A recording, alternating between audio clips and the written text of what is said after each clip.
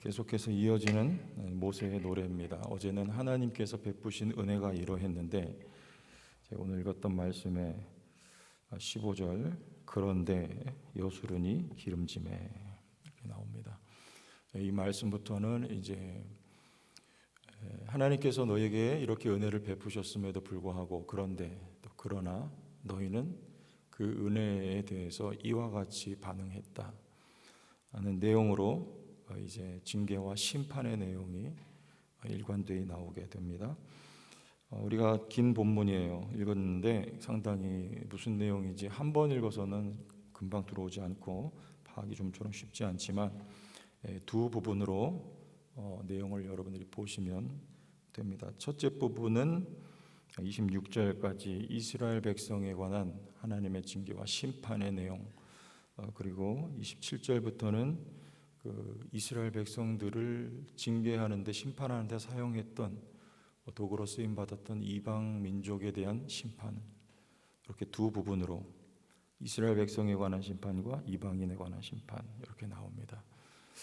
이 두 부분을 여러분들이 비교해 보시면 우리 이스라엘 백성들 그리고 오늘 시대 하나님의 백성들이 어떤 하나님의 은혜와 사랑을 받고 있는 자들인지 이 대목에서도 우리가 알 수 있게 됩니다.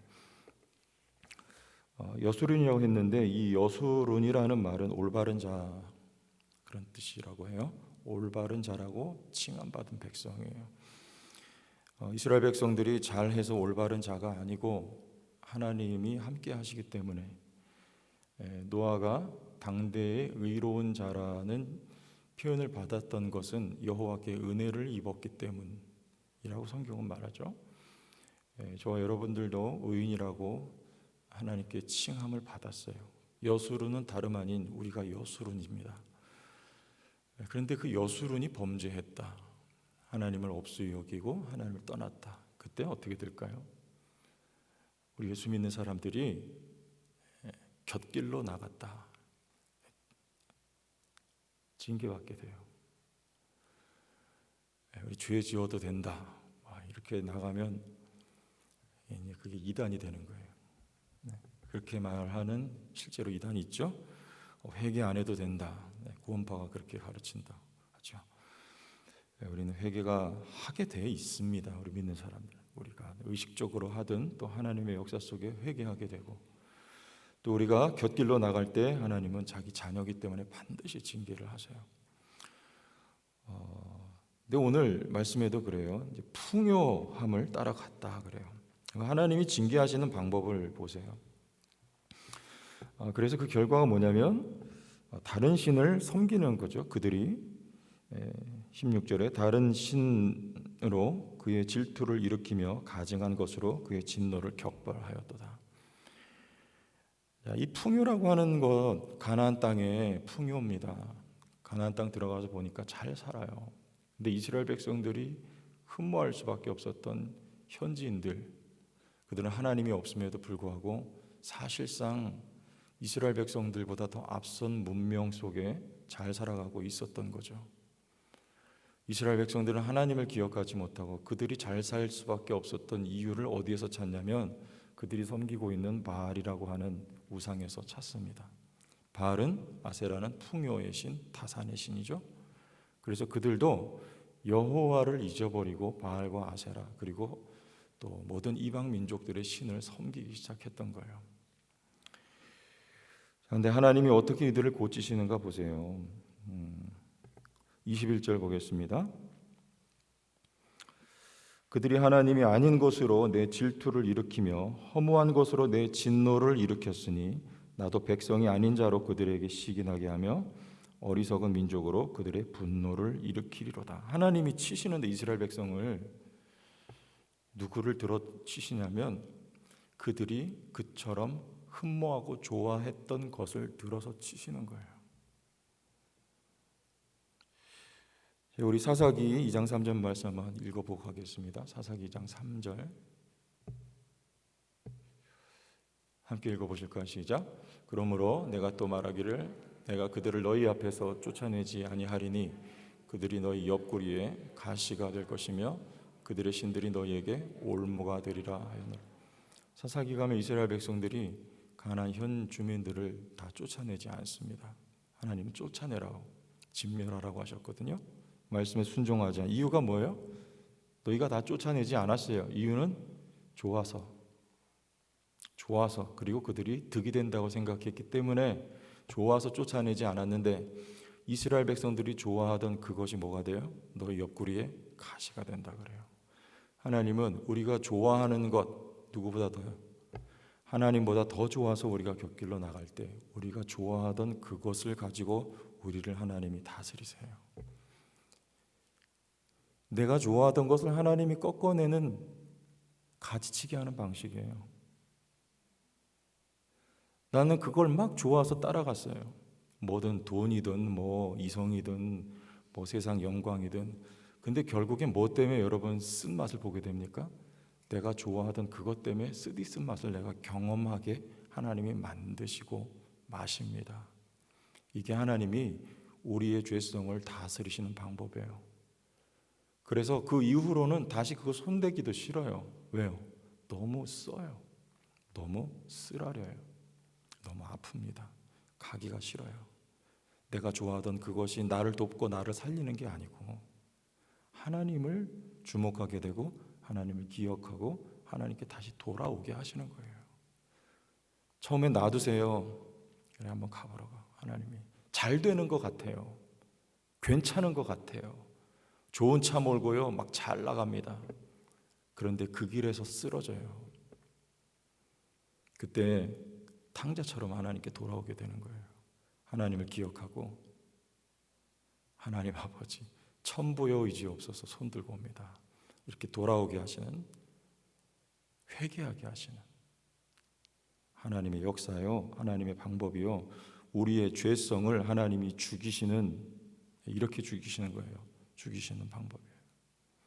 그 이후로는 다시 그 길로 가지 아니하고, 그 문제 때문에 적어도 동일한 이유 때문에 넘어지고 시험 들지 않는 영적인 근육을 만드는 하나님의 역사란 말이에요. 이것을 오늘 본문에서는 심판 또는 징계 이렇게 말씀하고 있는 것입니다.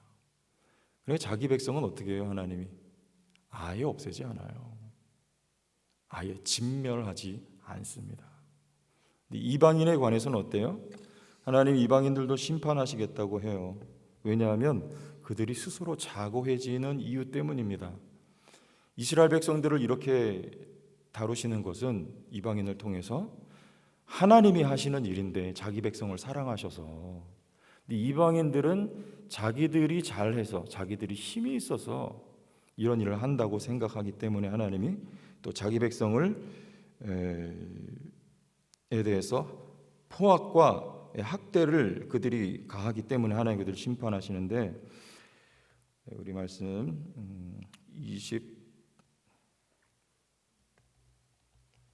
27절 같이 한번 보세요. 27절, 혹시 내가 원수를 자극하여 그들의 원수가 잘못 생각할까 걱정하였으니 원수들이 말하기를 우리의 수단이 높으며 여호와가 이 모든 것을 행함이 아니라 할까 염려함이라. 하나님이 하시는 거거든요. 근데 그게 아니라고 스스로 높아질 때 하나님 이방인들을 심판하세요. 이방인들은 어떻게 심판하실까요? 우리 한 절 더 보고 갈게요. 우리 마지막 부분 앞절에 35절 한번 보세요. 그들이 실족할 그때에 내가 보복하리라. 그들의 환난 날이 가까우니 그들에게 닥칠 그 일이 속히 오리라. 하나님 뭐 하신다고요? 복수하겠다 그래요. 자, 여러분 하나님의 진리를 아시겠어요? 복수는 누구한테 하는 거예요? 원수한테 하는 거예요. 이들이 누굴 건드렸기 때문에, 내 백성을 자의대로 건드렸기 때문에 그래요. 이스라엘 백성들을 하나님이 징계하시지만 이거는 누구 백성이에요? 내 백성이에요. 하나님의 마음은 어떨까요? 마지막 절 다시 한번 다 같이 읽어봐요. 참으로, 시작. 참으로 여호와께서 자기 백성을 판단하시고, 여기서 판단이라는 말은 다른 두 가지로 번역할 수가 있어요. 변호라는 말로 번역할 수가 있어요. 판단하시고 변호하시고 그 종들을 불쌍히 여기시리니 곧 그들의 무력함과 갇힌 자나 노인 자가 없음을 보시는 때로다. 하나님이 뭐 여기세요? 자기 백성을 변호 위하신다는 거예요. 그리고 불쌍히 여기신다는 거예요. 이게 하나님 아버지의 본심이에요. 제가 제 자녀에게 딱 한 번인가 체벌을 한 적이 있어요. 어릴 적에. 근데 그 이후로는 제가 그때 아예 작심하고 마음먹었어요. 내가 다시는 손대지 않겠다. 제가 자녀 가지고 처음 했던 경험이에요. 근데 그렇게 정말 좀 약간 심하게 제가 좀 체벌을 했거든요. 저도 왜 그런지 모르고 막 이 아이가 너무 막 이렇게 보채고 막 아나무인으로 나오니까 제가 순간 폭발해가지고 한번 그런 적이 있는데 수년 전 아주 좀 지난 시간 이야기입니다. 지금은 안 그래요. 그랬는데 마음이 너무 아픈 거예요. 마음이 너무 아파요. 그래서 제가 제 누나한테 전화해가지고 누나 나 너무 마음이 아프다. 이거 어떻게 해야 되냐. 미련한 사람아, 아빠는 딸을 손대는 게 아니야. 그러시더라고요. 그래서 제가 그때 마음먹어 내가 다시는 손대지 않겠다 하고 지금도 물론 잘하지만 절대 그렇게 하지는 않아요. 말로 하고 이렇게 기도해 주려고 하죠. 여러분 이 사람도 이런데 우리 하나님 마음은 어때요? 하나님은 자기 자녀를 징계하시지만 그리고 때로는 자기 얼굴을 오늘 말씀처럼 숨기세요. 그리고 뭐라고 말씀하세요? 숨기고 그 종말이 어떠함을 뭐하리니? 보리니. 그래요. 보리니. 20절에 보리니. 이스라엘 백성들은 하나님의 얼굴은 볼 수가 없어요. 보이지가 않아요. 그러나 하나님은 이스라엘 백성들을 계속해서 주목하고 계신 거예요. 언제까지요? 그들이 깨닫고 하나님께 돌아올 때까지. 불쌍히 여기는 마음으로. 돌아올 때 그들에게 나타나는 것은 회복의 역사입니다. 여러분 저 바깥에 저는 요새 너무 기적을 몸소 제 눈으로 확인을 하면서 돌아다녀요. 저 바깥에 이렇게 로비 나가면서 여러분 한 번씩 보세요. 이렇게 좀 키 큰 나무 있죠? 그 나무 이렇게 자세히 보세요. 그거 제가 다 이렇게 잘랐어요. 왜냐하면 그 이파리가 너무 막 이제 다 죽어가서 자르면 이렇게 좀 살까 하고 분갈이 다시 다 하고 했는데 이게 막 요즘이 되니까 그 잘라서 저는 그 가지가 죽은 줄 알았거든요. 진짜 죽은 줄 알았어요. 그래서 제가 속으로 후회해서 이거 괜히 잘랐다. 그냥 내비둘 걸. 죽은 줄 알았는데 거기서 지금 이렇게 눈에 보일 듯 말 듯하게 새싹이 올라와요. 얼마나 예쁜지 몰라요. 얼마나 예쁜지 몰라요. 그리고 그거 보면서 이게 기적 같아요. 정말 기적 같아요. 뭐가 살아있기 때문에요. 네? 뿌리가 살아있는 거예요. 생명이 살아있는 거예요. 하나님은 징계하고 때로는 심판하시지만 아주 진멸하지 않아요. 남은 자, 그 생명을 통하여 하나님이 다시 회복시키시되 이전의 영광보다 더욱 하나님이 회복시켜 주세요.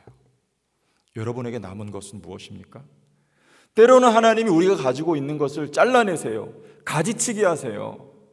그러면 우리가 다 잃어버린 것 같고 없는 자가 된 것 같아요. 그러나 중요한 것은 여러분 안에 예수 그리스도의 생명이 있단 말이에요. 하나님은 자기 자녀, 우리는 하나님 아버지와 종의 관계가 아니고 하나님은 우리의 아버지고 우리는 그분의 자녀예요. 하나님의 아버지와 자녀의 관계는 그 무엇도 끊을 수 없다고 로마서 8장에 말씀하고 있어요. 죽음도 사망도 하나님의 사랑에서 우리를 그 무엇도 끊어놓을 수 없다고 해요. 우리의 범죄함조차도 그 관계는 끊어놓을 수가 없는 사랑의 관계예요. 우리 안에는 예수 그리스도의 생명이 있어요. 우리가 주 앞에 돌아올 때 하나님은 그 생명으로부터 우리를 다시 회복시키시고, 혹은 여러분이 잃어버린 것이 있더라도 물질을 잃어버리고 건강을 잃어버리고 지위를 잃어버렸다 할지라도 우리가 여호와께 돌아오면 그로부터 다시 회복시키시는 하나님의 역사. 우리를 사랑하시는 거예요. 우리를 사람 만들고 우리를 통하여 하나님이 이제 사명을 감당케 하시기 위하여서 행하시는 하나님의 역사이신 것을 기억하시고 감사할 수 있기를 예수님의 이름으로 축원합니다.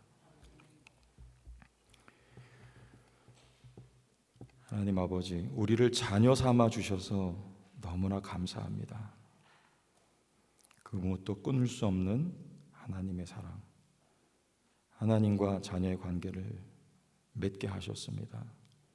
때로는 우리를 채찍질 하시지만은 하나님, 우리가 생명 되신 여호와께 다시 돌아와 그리고 이제 다시 죄악의 시험이 올 때에 그것을 이길 수 있는 하나님 견고한 자로 우리가 세워져서 주님 주신 사명을 넉넉히 감당하고 특별히 몸된 교회를 잘 섬겨서 주의 교회가 든든히 세워져 가는 일에 주여 밑거름 되게 하시려고 하시는 하나님의 은혜와 역사인 것을 기억하고 오늘 주어진 삶의 현실에서도 하나님을 늘 기억하고 마음 다하여 여호와를 사랑하고 또한 중심으로 주의 말씀에 순종하기를 간절히 원하는 성령의 감동받은 주의 사람들 되게 하옵소서.